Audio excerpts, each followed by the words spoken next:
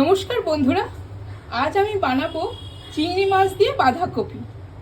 তার জন্য নিয়ে নিয়েছি একটা বাঁধাকপি কুচিয়ে নিয়েছি, একটা আলু কেটে নিয়েছি ডুমো করে, নুন হলুদ দিয়ে চিংড়ি মাছটা মেখে রেখে দিয়েছি, পেঁয়াজ কুচি, আদা রসুন কাঁচা লঙ্কা টমেটো নিয়েছি, ফ্রোজেন মটরশুঁটি, মশলা নিয়ে নিয়েছি ধনে গুঁড়ো জিরে গুঁড়ো আর কাশ্মীরি লঙ্কার গুঁড়ো, নিয়ে নিয়েছি তেজপাতা শুকনো লঙ্কা জিরে, আর নিয়েছি নুন হলুদ তেল চিনি আর অল্প ধনে পাতা।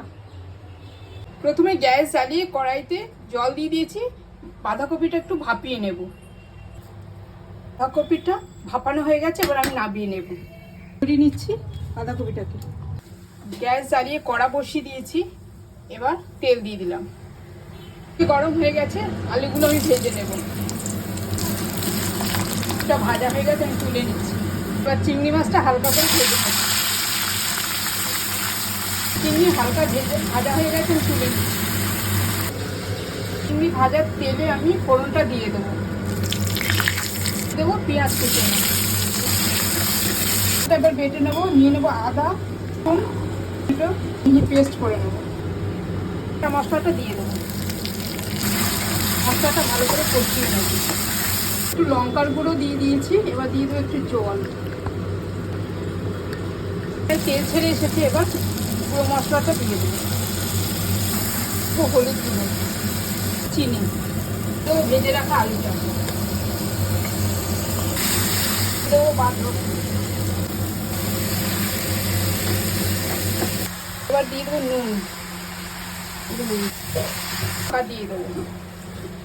ঢাকা খুলে দেখবো, ভালো করে আবার নেড়ে চেড়ে নেব। এবার দিয়ে দেবো মটরশুঁটিগুলো,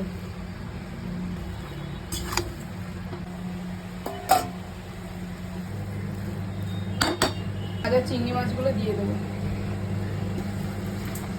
ভালো করে মিশিয়ে নিচ্ছি। ধনে পাতা দিয়ে দেবো, তুলে দেবো, নামিয়ে নেব। ধনে পাতা উপর থেকে ছড়িয়ে দেবো, কাঁচা লঙ্কা দিয়ে দেবো। চিংড়ি মাছ দিয়ে বাঁধাকপি আমার হয়ে গেছে। কেমন লাগলো কমেন্ট করে জানিয়ে দেবেন। নমস্কার।